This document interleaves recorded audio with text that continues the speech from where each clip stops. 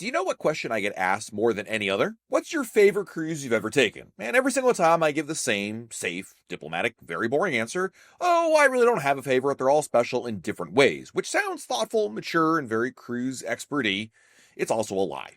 I've taken over 100 cruises since my very first roller coaster cruise in 2006, and before that, I took a couple of Disney cruises that I'm still in recovery about. And while I genuinely love something about all the cruises I've taken, there are 5 cruises that absolutely live rent-free in my head. You know the ones, the cruises you randomly think about while sitting at a stoplight. The ones that a song comes on and suddenly you're back on the pool deck. The ones that make you go, man, that was the one. So today, I'm coming clean. I do have favorites, not just one, but 5 cruises that hit differently, the kind that changed how I cruise, how I plan, and maybe even how I think about vacations entirely. No, it's not just the biggest ship with the fanciest suite. Some of them might surprise you. So let's talk about the 5 cruises I've taken that I still think about all the time. Number 1 has to be the Icon of the Seas inaugural. If you lived through 2024, and I'm assuming that's all of you, you certainly knew about the launch of Icon of the Seas. Even if you had never taken a cruise before, it was such a big deal. And to live through that level of hype was unparalleled. I mean, I've gone on plenty of brand new cruise ships. None of them ever touched the level of hype, expectations, anticipation, and overall excitement that the launch of Icon of the Seas had. I remember when I went down to Miami for the sailing. It wasn't even going on the ship. It was just the ship was arriving into Miami for the very first time. And it felt like what I assume it feels like if you stand outside a concert waiting to hopefully catch a glimpse of your favorite pop star as they exit the theater. I don't know if that analogy holds up, but I mean, it was incredible. People were in tears because it was finally here. And part of the reason why the Icon of the Seas inaugural makes the top of my list is because this ship we were tracking from the very beginning, and I think the expectations were set so high. Royal Caribbean called it a white paper ship. They set the bar so high for the ship, and honestly, it passed it with flying colors. I've been on Icon of the Seas a number of different times, and I've also gone on Star of the Seas, the second in the class, and I've got Legend of the Seas coming up this summer. The bottom line is, this ship is the new bar. It is what every other cruise ship is judged by. And it really, I don't want to say ruined every other ship, but it certainly made every other ship in the world not obsolete, but almost secondary because they just couldn't measure up, including even the Oasis class ships. And going on the Icon inaugural, it was like Thanksgiving, high school reunion, and a graduation party all rolled into one. There was so much energy. So many people were into this because everybody knew this was a big deal. And it really added to the pizzazz factor of what this ship was all about. And having gone on it a couple times, it still remains an incredible ship to visit. If you haven't done the Icon class, I mean, the features on board, the destination elevators, all the places you can eat on there, the incredible entertainment, the activities on board, the water slides. I mean, we could spend the entire video talking about it. I won't, don't worry. But it is absolutely, positively the must-do ship for everybody. If you're asking yourself, as I get this question a lot, hey, I've done this ship, I've done that ship, what's my next ship I should book? If you haven't done Icon, it should be Icon of the Seas. Number 2, this might be a bit of a departure, quite a difference in fact, and that was my first Silver Sea cruise on Silver Dawn. I took it this past summer in Norway, and Silver Sea invited me to go on there, and I really didn't know what to expect. I had been on celebrity cruises, and I like my celebrity sailings I've done, but they never blew me away. Silver Sea blew me away, and I think that's because Silver Sea is fundamentally different than Royal Caribbean and Celebrity. Because Royal Caribbean and Celebrity both are more similar than they are different. Certainly they have different approaches to certain things, but if you've been on a Royal Caribbean cruise and you try a Celebrity cruise, I don't think the overall experience is that different, but it's very different on Silver Sea, and in a great way, in fact. Silver Sea is a luxury cruise line. Not only is it all-inclusive, but I was really blown away by the level of service. I mean, crew members are great on so many ships, right? I've definitely encountered amazing rock star crew members on Royal Caribbean. But the level of attention that the crew members in Silver Sea paid was absolutely astounding to me. I mean, people knew my name before I ever met them, and I still don't know how they figured that out. Not to mention the fact that you have butlers that took care of every need that you might have had in your room. You have every room is a suite. You've got these amazing venues to go to for dinners and bars. There's cooking classes, and of course, the ship can get to places that other bigger Celebrity and Royal Caribbean ships cannot do. What I think really makes Silver Sea so compelling, and the reason why I think about it all the time, is it's an approachable product. Like, it's something that as a Royal Caribbean cruiser, I can appreciate. Like, you've ever gone to like a hotel or a resort or even a ballpark or something like that you go to and you realize, like, okay, I can see why people like this, but it's not for me. That's not the case here. I was able to instantly see myself enjoying this type of a cruise, and my expectations were completely blown away by it. First of all, it wasn't stuffy at all. There's not actually the dress code that I expected. Silver Sea actually changed their dress code to be far less stringent, and I could actually wear jeans, which is something I was worried about initially.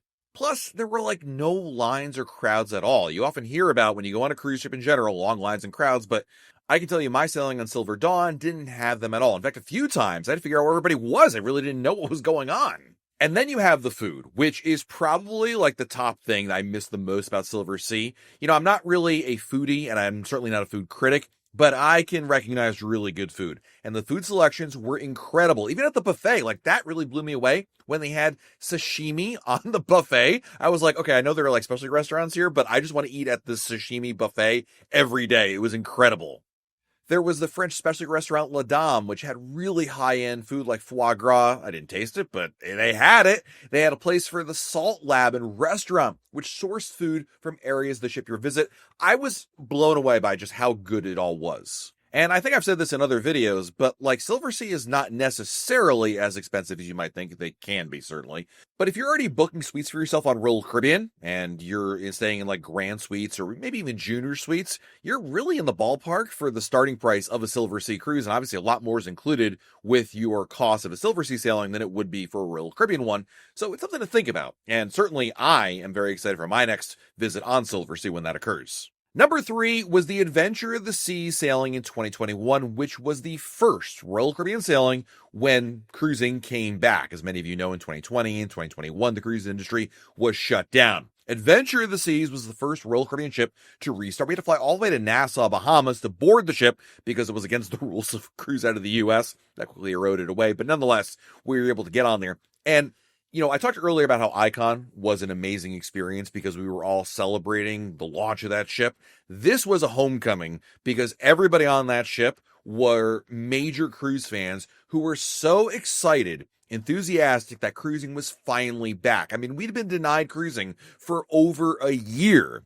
And now we were getting that chance to do it. And the restart process was very much a up and down kind of thing. Initially on Adventure of the Seas, it was incredible because the ship was like, I don't know, like 15% full. And we had 2 days at Perfect Day at Coco Cay. There were no lines, no crowds, but most importantly, the vibe. Everyone was so excited to be back on board a cruise. That level of euphoria wasn't even matched on Icon of the Seas because this really just felt like that Celine Dion song, It's All Coming Back to Me Now. Like, I mean, it was just so incredible to live through and to go through. And I did actually a back-to-back sailing, 7 nights and a 7 nights on Adventure of the Seas. We had such a good time. I was blown away by it, and it certainly ranks as one of my favorite cruises I've ever taken. Adventure of the Seas itself is a fine ship. Certainly, I don't give it enough time here on the channel in terms of going on, and quite frankly, as I talk about it now, I've actually been back on Adventure of the Seas ever since, so I need to book another one on there. Nonetheless, it was just, I think, the background and the context of that cruise that made it so incredible. I hope we never, ever, ever, ever have to go through something like that again to be able to relive that level of restart euphoria. But for what it was worth, I really did enjoy it. Number 4 is Serenade of the Seas. I talk about this cruise actually probably the most if people do ask me my favorite cruise because it stands out not just because we went to Alaska, but it's such a good time. And what's comical about it, I can laugh at it now, was it was one of my favorite cruises I've ever taken, and I actually got sick on that cruise and had to skip the next one. We went on Serenade of the Seas out of Vancouver to Alaska in 2022. So this is my first time sailing out of Vancouver, and we got to go back to Alaska for my second time. We had originally planned 2 weeks there, but unfortunately, COVID cut it short and we had to end it. But nonetheless, it was incredibly back in Alaska, and it's the reason why I actually want to go back there. In fact, this summer we'll be going back on, interestingly enough, Serenade of the Seas for a 7-night cruise out of Vancouver. A little different itinerary, and I hope it ends a lot better than the last one.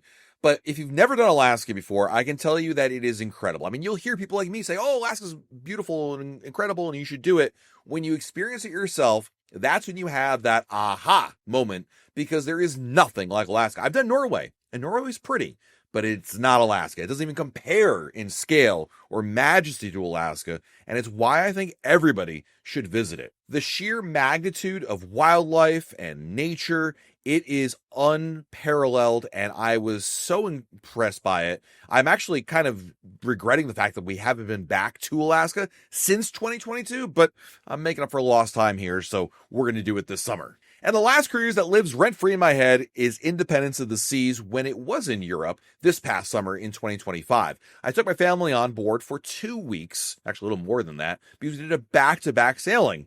And this wasn't my first sailing in Europe. In fact, it was my third sailing in Europe, but this is my first one with my family. And it was incredible to share that with them, to go to all these new places, see these areas, and we got to experience a lot of Northern Europe. It wasn't just one area. The second sailing was all Norway, but the first one, we got to go to places like Germany and Holland, and we started off the cruise in the UK. We went to France. I mean, I loved how much variety we got on here. And this is what I really love about cruising in general, is when you get an itinerary that gives you taste of every single area. Like, I doubt we will ever do a land vacation that brings us to Hamburg, Germany, as an example, or Rotterdam in the Netherlands. But you know what?